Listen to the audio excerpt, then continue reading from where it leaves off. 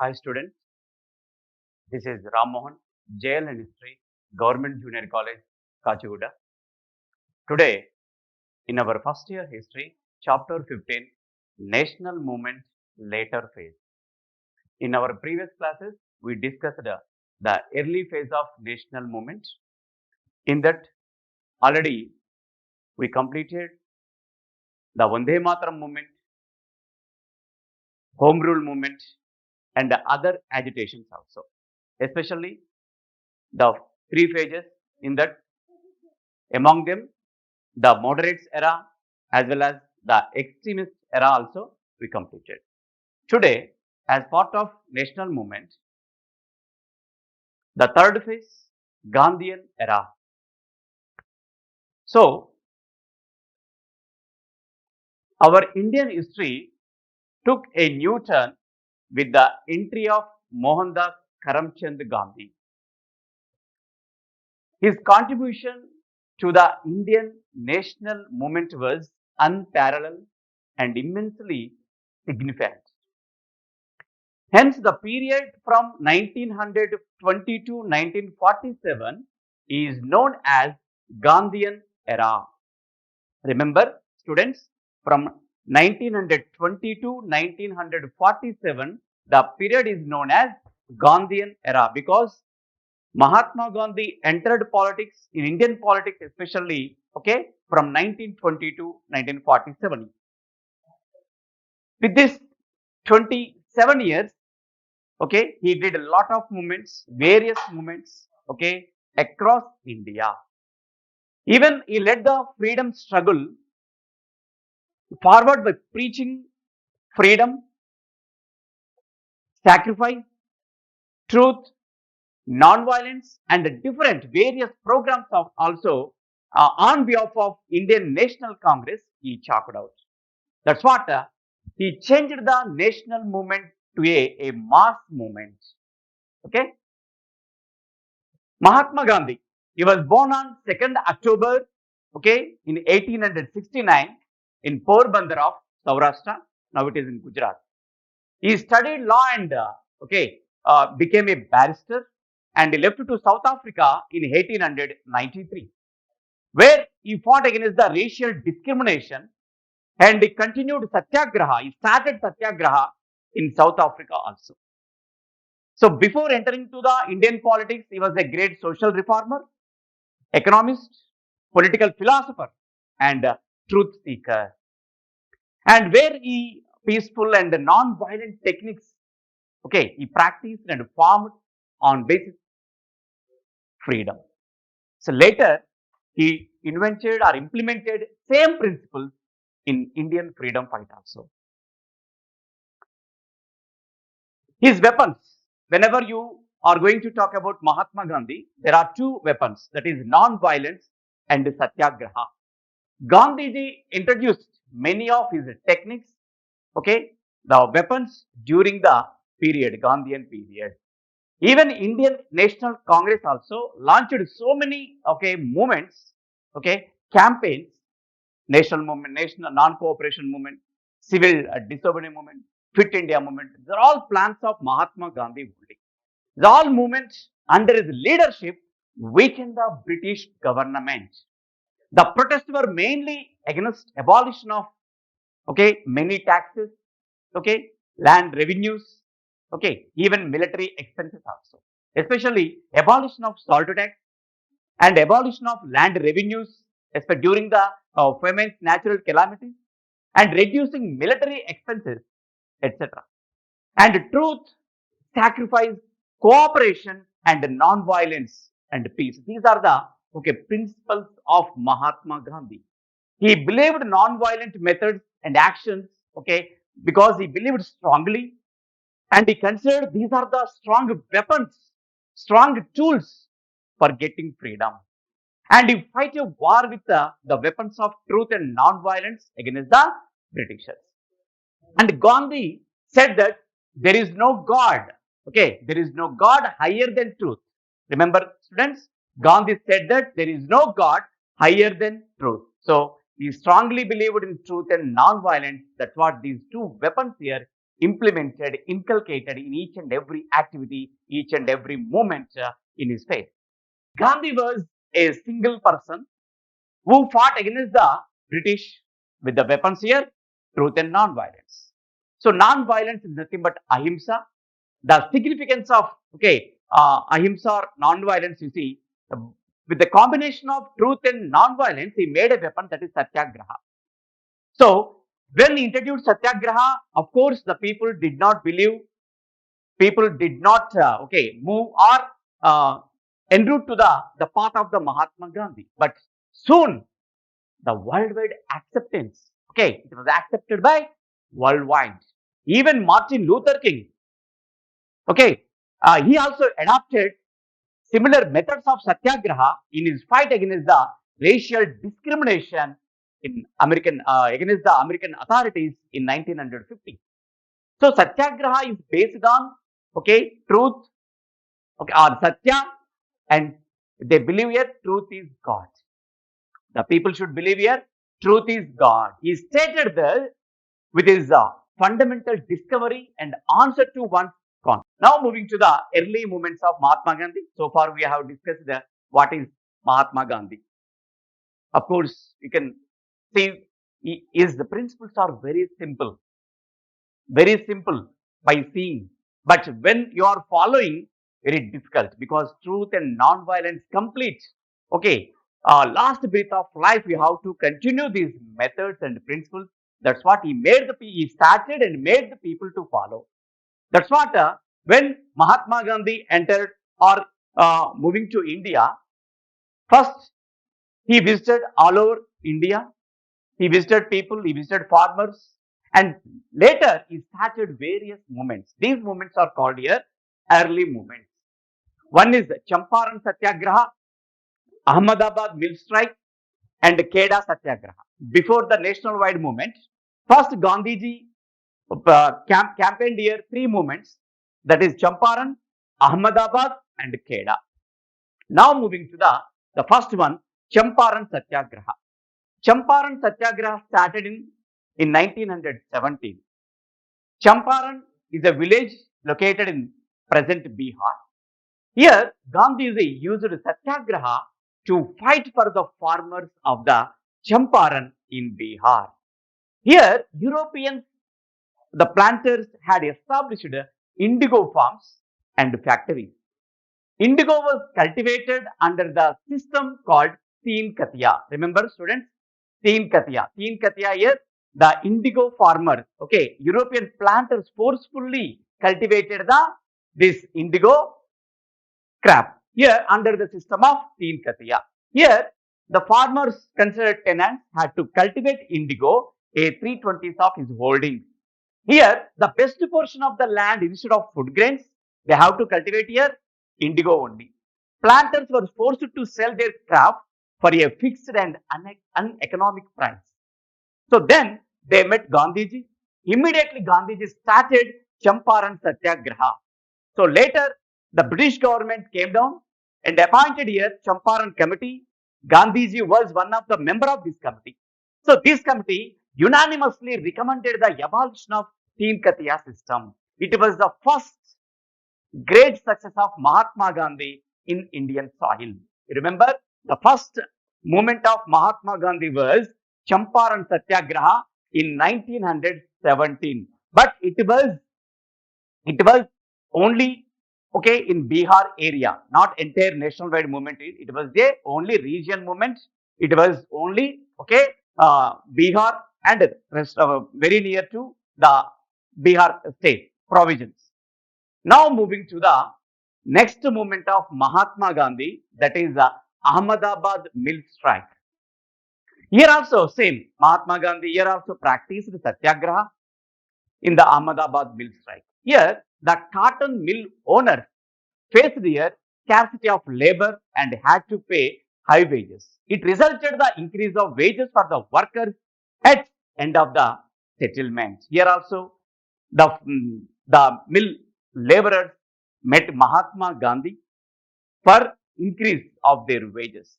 So immediately Mahatma Gandhi started Ahmedabad mill strike, and later he also got success And one more early movement of Mahatma Gandhi, that is Kheda Satyagraha. It is in Gujarat. Here, Mahatma Gandhi urged the peasant not to pay their land revenue because of famine. So, when a famine occurred, okay, in Gujarat area, the British government forcefully collected, okay, the land revenue, the tax from the farmers. So later, Mahatma Gandhi started Kheda Satyagraha. Similarly, Champaran and Ahmedabad mill strike. Same principles he applied, that is truth and non-violence. The British government yielded in the end and stopped the coercive collection of revenue and the confiscation of land defaulters during the famine. It was the third success of Mahatma Gandhi. Here, Vallabhbhai Patel joined with Mahatma, that is Kheda Satyagraha. So, earlier movements, Champaran, Ahmedabad, and Kheda Satyagraha. Three movements here, success by Mahatma Gandhi. So, later, Mahatma Gandhi, okay, started a great movement, non-cooperation movement. So, what is the main reason or immediate reason of the non-cooperation movement? Before going to discuss non-cooperation movement, first of all, we have to know what is Rowlatt Act and what is Rowlatt Satyagraha. You see, in 1917, the British government had appointed a committee under the chairmanship of Justice Sidney Rowlatt to investigate revolutionary crime in the country and to recommend legislation for its suppression. And as a result, Rowlatt Act was passed in 1919. So, according to this act, the government was empowered to arrest anybody without warrants and to search houses. Okay, that means here, without warrant they can arrest here. Without war they can search their houses, the Indian, okay, citizens' houses. So this act provides here a trial for offences by a special court also. There was no provision of appeal against the decision of this court. Detention without a trial for maximum period of 2 years was also suspending the fundamental rights of the Indian citizens. Immediately, Mahatma Gandhi started Satyagraha. Gandhiji, along with okay citizens, along with the Indian citizens or common people, he started observation of Satyagraha on 30th March 1919. And hartals were organized in not only in Delhi, many places across India. This is called Rowlatt Satyagraha. So, with this reaction of this Rowlatt Satyagraha, one bloody massacre or bloody incident was occurred in Punjab, especially the area Amritsar, that is called Jallianwala Bagh incident. Remember, student, Jallianwala Bagh massacre. Jallianwala Bagh massacre. In this, you remember Amritsar. Amritsar massacre or Jallianwala Bagh massacre, both are same. It was a response to the movement against the Rowlatt Act. Okay, the Amritsar massacre was a response to the the movement against the Rowlatt Act. Here, the Punjab leader Satyapal and Saifuddin Kichlu, these two people were arrested on 9th April. Against the arrest of these Punjab leaders, public met here and conducted meeting, okay, on 30th April, okay, the 13th April, nearly 10,000 non-violent protesters assembled at Jallianwala Bagh. So when meeting was going on, General O'Dwyer fired on the crowd for 10 minutes. Okay, it lasted, killing and injuring thousands of people. Later, the martial law also imposed by Lieutenant Governor of Punjab, O'Dwyer, okay, he received a lot of resentment. Officers also allowed to impose repressive measures on people and beaten up indiscriminately. So, terror and panic set the mood in Punjab. Gandhi also, when Rowlatt Satyagraha, okay, before going to start here, Amritsar massacre, where more than 3,000 people were killed and even injured. So immediately Gandhi re-energized the Satyagraha and eventually suspending the government on the 18th of April. So a new atmosphere now, hatred prevailed among the people after the massacre. Rabindranath Tagore, he also returned his title knighthood. Gandhiji returned Kaiser-e-Hind medal also. As a response, the British government, when resentment or discontentment prevailed among the Indian citizens here, as a response, the British appointed here Hunter Commission to inquire into the massacre. Indians did not believe this Hunter Commission. Parallel independent commission also under Motilal Nehru, because due to the lack of faith on Hunter Commission, independent commission was appointed by INC. The Hunter Commission reported here 379 only killed or died, whereas the Congress Commission reported here 1200 dead and 3500 injured. It was exposing the inhuman acts of the British. So you see, Hunter Commission reported here only 379 because of the fire. Only 379 only killed. By our commission, Indian Commission reported here 1200 dead and 3500 injured. So this was Jallianwala Bagh massacre. Later, Khilafat movement in 1919. So Khalifa means the religious head of Islam. Khalifa means the religious head of Islam. Khalifa, it was the powerful king of Turkey. Turkey king considered here called as a Khalifa. And during the First World War, Turkey was defeated by England. Then the Sultan of Turkey lost his many powers, including the position of Khalifa also. Hence, the Indian Muslims started a movement against the British. Thereby, the movement came into known as Khilafat movement. Remember, what is Khalifa? What is Khilafat movement? Khalifa means the religious head of the Islam. So, each and every religion has a head, like a Pope in Christianity. Here, Khalifa is the head of the Islam religion. So, Turkey king considered here Khalifa. When he was defeated by England during the First World War, he lost all powers, including his main position, Khalifa. That's what here in India, the Indian Muslims, to support the Turkey, to support the Khalifa, they started a movement, that is Khilafat movement. What is the main objectives of this movement, you listen now. Here, to restore the status and dignity of the Khalifa. So, before the pre-war position, what position he exercised, he had, same position he can get now. That is the main objective of Khilafat movement in 1919. And All India Khilafat Committee was formed in March 1919 with Ali brothers.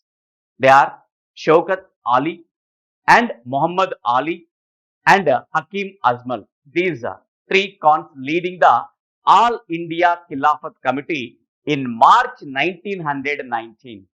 So 17th October 1919 was observed here Khilafat Day. Even Hartal speakers were observed throughout the country, because here Gandhiji also gave his full support to Khilafat movement, because he wanted to bring the unity between Hindus and Muslims. And he felt that it was an opportunity to unite the two communities, that is Hindus and Muslims. He encouraged Muslims to initiate non-cooperation movement to achieve their goals also. So, one side Khilafat movement, when the three brothers, of course, the three Ali, that is Shaukat Ali, Muhammad Ali and Maulana Azad Hakim, these three, Muslims started here All India Khilafat Committee to against the British government because of, Turkey king.